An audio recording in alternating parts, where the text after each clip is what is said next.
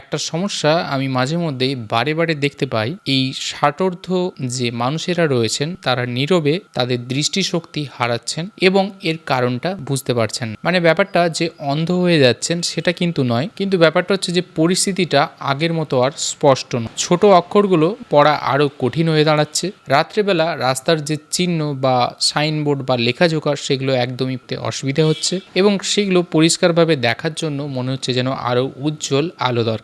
এবং এটা শুধু বাইরে নয়, বাড়িতেও পরিষ্কারভাবে দেখার জন্য মনে হয় যে আলোর যদি জ্যোতিটা আর একটু বাড়তো তাহলে ভালো হতো। আপনার মনে হতেই পারে এটা স্বাভাবিক বার্ধক্যের জন্য হচ্ছে, কিন্তু আসল সত্যিটা হলো এর বেশিরভাগটাই ঘটে কারণ আপনার চোখ প্রয়োজনীয় যে পুষ্টিগুলো পাওয়া দরকার সেগুলো সঠিকভাবে পায় না। হ্যাঁ, আপনি ঠিকই শুনছেন। অনেক বয়স্ক মানুষের চোখ দুর্বল ও ক্লান্ত হয়ে পড়ার আসল কারণ হলো তাদের শরীরে মূলত প্রয়োজনীয় গুরুত্বপূর্ণ কিছু ভিটামিনের অভাব। এবং এটা এমন একটা বিষয় যা নিয়ে বেশিরভাগ চক্ষু যে চিকিৎসক রয়েছেন ততটা বলেন না ডিটেলসে। চশমা পাওয়ার পরীক্ষা পড়েন, আই ড্রপ দেন, কিন্তু কেউ বলে না যে চোখের যে পুষ্টিগুলো পাওয়া দরকার সেগুলোতেও ঘাটতি হচ্ছে এবং এর কারণেই ধীরে ধীরে আপনার চোখ নষ্ট হচ্ছে। যখনই আপনার চোখের মধ্যে শুষ্কতা ভাব, ঝাপসা দৃষ্টি, রাতে কম দেখার মতো লক্ষণগুলো দেখা যায়, ততদিনে জানবেন যে আপনার চোখ কিন্তু বছরের পর বছর একটা চাপের মধ্যে দিয়ে অলরেডি চলে গেছে। আর ছানি, গ্লোকোমা বা ম্যাকুলার ডিজেনারেশনের মতো রোগগুলো কিন্তু রাতারাতি তৈরি হয় না। চোখের ভেতর থেকে সঠিক যত্ন না পেলে এগুলো ধীরে ধীরে তৈরি হয়। তবে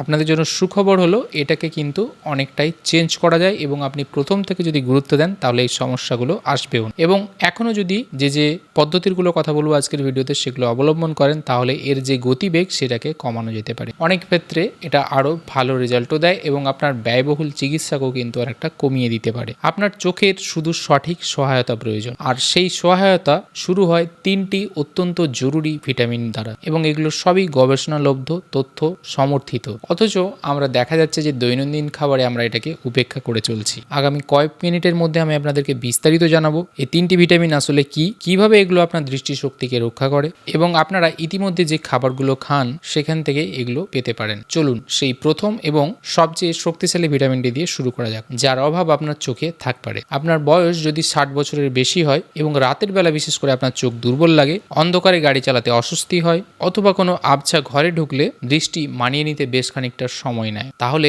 হয়তো আপনি কোনো গুরুত্বপূর্ণ বিষয় উপেক্ষা করে চলেছেন। সেটা হলো অত্যাবশ্যকীয় ভিটামিন এ। এটি একটি শুধু যে চোখের জন্য গুরুত্বপূর্ণ ভিটামিন তা না, আপনার রেটিনা বিশেষ করে স্বল্প আলোতে দেখার জন্য যে রড কোষগুলো দায়ী, বিশেষ করে রডোপসিন নামে একটি আলোক সংবেদনশীল প্রোটিন তৈরি করার জন্য ভিটামিন এ অত্যন্ত দরকার। রডোপসিন আপনার চোখের মধ্যে একটা আভ্যন্তরীণ সুইচের মতো কাজ করে। এর মাধ্যমেই আপনি দেখতে পান কখন আলোর মাত্রাটা কমে যাচ্ছে। এটার যদি পর্যাপ্ত পরিমাণে না থাকে তখন একটু আবছা পরিবেশে আপনার দৃষ্টিশক্তি একটু ধীর, প্রতিক্রিয়াহীন বা একটু রিফ্লেক্সটা কমে যায়। কিন্তু শুধু এটাই না, ভিটামিন এ আপনার চোখের মধ্যে কর্নিয়াল এপিথেলিয়াল নামক পাতলা একটা বাইরের স্তর রয়েছে, সেটাকেও সহায়তা করে। এই স্তরটি মূলত শুষ্কতা, অস্থিরতা, পরিবেশগত ক্ষতির বিরুদ্ধে আপনার প্রথম প্রতিরক্ষা ব্যবস্থা বলা যেতে পারে। এবং স্বাভাবিকভাবেই শরীরে যদি ভিটামিন এর অভাব দেখা যায় তাহলে এই প্রতিরক্ষা ব্যবস্থা সেটা দুর্বল হয়ে পড়ে। এই জন্যই বয়স্ক মানুষদের মধ্যে চোখের শুকনো ভাব, জ্বালাপোড়া বা পর্যাপ্ত পরিমাণে অশ্রু উৎপাদনের যে ক্ষমতা, এই টাইপের সমস্যাগুলোতে ভুগেন। তাই সন্ধ্যের সময় যদি আপনার চোখ ক্লান্ত হয়ে যায়, শুকনো হয়ে যায়, চোখে অস্বস্তি, অস্থির ভাব মনে হয়, তাহলে খুব সম্ভবত আপনার শরীর প্রয়োজনীয় সহায়তা পাচ্ছে না। বিশেষ করে আমার কাছে কিছু পেশেন্ট আছেন যারা বলেন যে ডাক্তারবাবু, দিনের বেলা আমি তো ঠিকঠাকই দেখতে পাই কিন্তু রাত্রেবেলায় আমার যত দেখতে অসুবিধে হয়। মানে মনে হয় যেন সেই ফোনের ব্রাইটনেস যেরকম কমিয়ে দেওয়ার বা কন্ট্রাস্টটা কমিয়ে দেওয়ার মতো সামনের সব কিছুগুলো রাত্রেবেলা যখন হয় তখন সেই কন্ট্রাস্ট যেন মনে হচ্ছে যেন কমে যাচ্ছে। এবং এই জন্য কিছু কিছু পেশেন্ট আছেন যে সূর্যাস্তের পর বাইরে বেরোনো বন্ধ করে দিচ্ছেন। তিনি বলেন যে আমি বাইরে এই সময় বেরোলে নিজেকে নিরাপদ বোধ করি, মনে হয় যেন গাড়ি ঘোড়া ঠিকঠাক আমি দেখতে পাবো না। এবারে যখন আমি তাদের খাদ্যাভ্যাসগুলো দেখলাম তখনই সমস্যাটা বুঝতে পারলাম। বেশিরভাগ খাবারগুলোই প্রক্রিয়াজাত ছিল এবং দৈনন্দিন খাবারের কোনোটাতেই শোষণযোগ্য ভিটামিন এ ছিল না। তাই আমি একটা সহজ পরিকল্পনা তাকে বুঝিয়ে দিলাম। এক্ষেত্রে প্রায়শই আপনি মুরগির যে কলিজা সেটাকে খাদ্য তালিকায় তালিকায় রাখতে পারেন, অথবা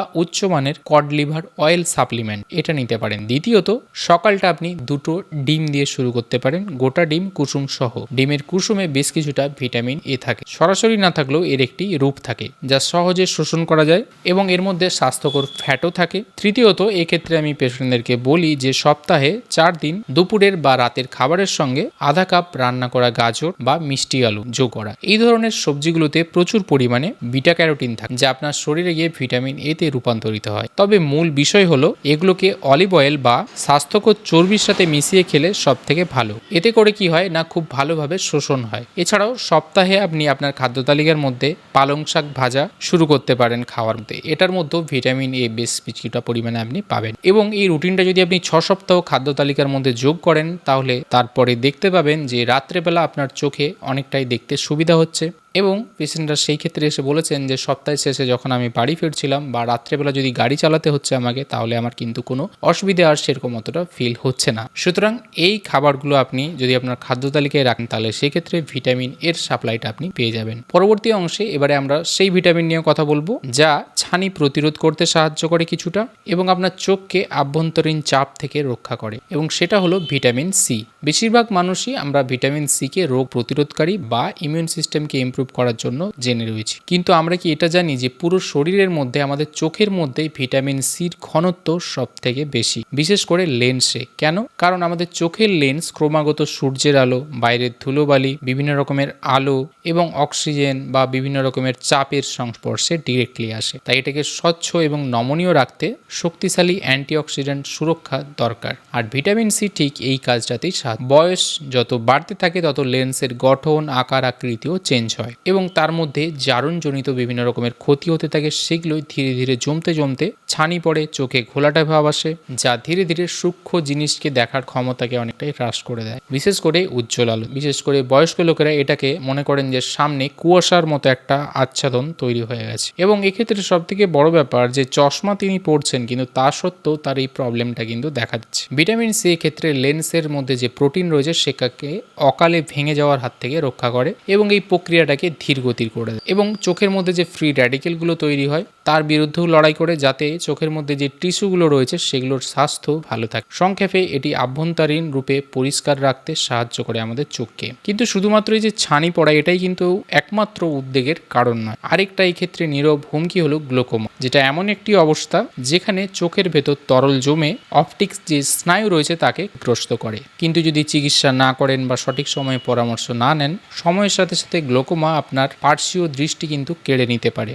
এবং তারপর সেন্ট্রাল যে কেন্দ্রীয় দৃষ্টি রয়েছে সেটাও চলে যেতে পারে। এক্ষেত্রেই দেখা গেছে যে ভিটামিন সি আপনার চোখের ভেতরে যে তরল নিষ্কাশনের ব্যাপার সেটাকে ঠিকঠাক ব্যালেন্স করতে সাহায্য করে। চোখের মধ্যে যে রক্ত সরবরাহকারী ক্ষুদ্র ক্ষুদ্র নালীগুলো রয়েছে সেগুলো শক্তিশালী করে। একটি ক্লিনিক্যাল পর্যালোচনাতে দেখা গেছে যে আপনি যদি সঠিক মাত্রায় ভিটামিন সি যুক্ত খাবারগুলো নেন তাহলে চোখের মধ্যে আভ্যন্তরীণ যে চাপ সেটা কিন্তু অনেকটা কম। এবারে ভিটামিন সি সমৃদ্ধ খাবার আপনি কোথা থেকে পাবেন? যেমন রয়েছে কমলা লেবু। এছাড়া বিকেলে আপনি নাস্তাতে অনেক সময় স্ট্রবেরি জাতীয় ফলগুলো রাখতে পারেন বা বেরি জাতীয় যে ফলগুলো রয়েছে, আমলকি রাখতে পারেন, ক্যাপসিকাম রাখতে পারেন, লেবু রাখতে পারেন এমনি। এছাড়াও ব্রকলি, স্প্রাউটস এইসব খাবারগুলোর মধ্যে থেকেও আপনি ভিটামিন পেতে পারেন। সুতরাং এগুলো কিন্তু খুবই সহজ খাবার যেগুলো থেকে আপনি ভিটামিন সি আপনার যদি খাদ্য তালিকায় রাখেন খুব সহজেই পেয়ে যাবেন। এরপর আমরা আলোচনা করব ভিটামিন ই নিয়ে, যা একটি শক্তিশালী অ্যান্টিঅক্সিডেন্ট এবং রেটিনাকে আমাদের রক্ষা করতে সাহায্য করে। বিশেষ করে বয়সজনিত যে দৃষ্টিশক্তি হ্রাসের ব্যাপার সেটাকে ধীর গতির করে। বলা যেতে পারে ভিটামিন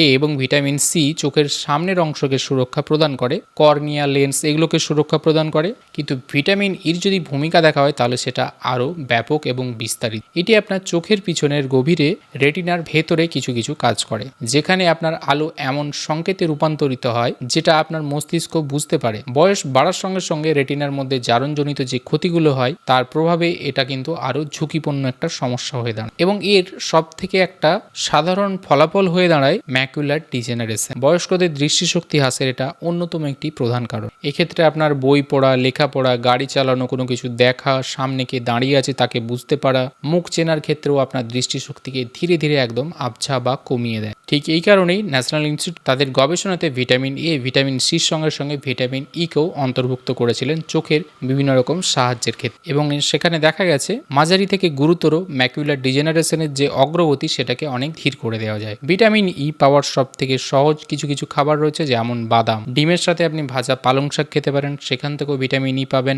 জলপাই তেল পাওয়া যায়, সেখান থেকে পেতে পারেন। সূর্যমুখীর যে বীজ রয়েছে, এছাড়া আপনি যে রান্না বান্না করছেন সেগুলো এক্সট্রা ভার্জিন অয়েল দিয়েও যদি রান্না করেন তাহলে সেখান থেকেও কিন্তু কিছুটা ভিটামিন ইর সাপ্লাই পেয়ে যাবেন। পালং শাক এছাড়া বিট তো রয়েছে, এই খাবারগুলোও কিন্তু আপনি অ্যাড করতে পারেন। তা বাদ দিয়েও নিয়মিত যদি আপনি অ্যাভোকাডো যে ফল রয়েছে সেটাকে আপনার খাদ্য তালিকায় রাখেন তাহলে সেখান থেকেও ভিটামিন ই পাবেন। পরবর্তী অংশে আমরা বিষয়গুলিকে দেখব যে ভিটামিন এ, ভিটামিন সি এবং ভিটামিন ই একত্রিত করলে কি ঘটে, ঠিক যেমনটি যুগান্তকারী AEDS-2 গবেষণাতে করা হয়েছিল। আপনারা এতক্ষণ জানলেন যে ভিটামিন এ, ভিটামিন সি এবং ভিটামিন ই আলাদাভাবে কি কি করতে পারে, কিন্তু এমন একটি বিষয় আছে যা বেশিরভাগ মানুষই বুঝতে পারেন না। যখন এই তিনটি ভিটামিন একত্রিত হয়ে কাজ করে তখন এদের কার্যক্ষমতা বহুগুণ বেড়ে যায়। এক্ষেত্রে আপনি আপনার চোখকে একটা বাড়ির মতো ভাবতে পারেন। ভিটামিন এ রাত্রে বাড়ির আলো জ্বালিয়ে দেয় যাতে আপনি পথ দেখতে পারেন ভালো করে। ভিটামিন সি জানালা দরজা এগুলো পরিষ্কার রাখে এবং ভেতরের যে চাপ সেটাকে নিরাপদ রাখে। এবং ভিটামিন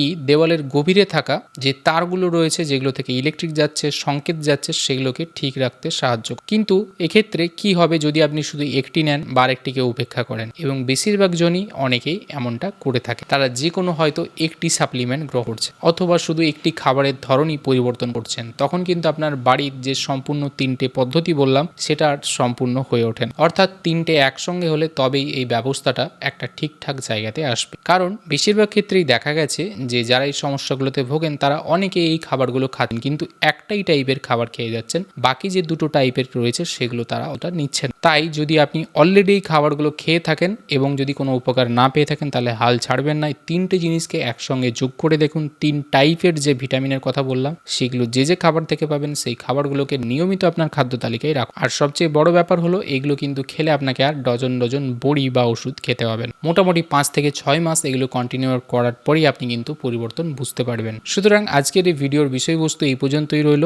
ভিডিওটি যদি ভালো লেগে থাকে তাহলে অবশ্যই লাইক করবেন, কমেন্ট করবেন এবং শেয়ার করবেন আপনাদের বন্ধুবান্ধবদের সঙ্গে। আজকে এই পর্যন্ত হলো বন্ধুরা, দেখা হবে পরে আবার এরকম একটি ভিডিওতে। ততদিন ভালো থাকবেন, সুস্থ থাকবেন, ধন্যবাদ।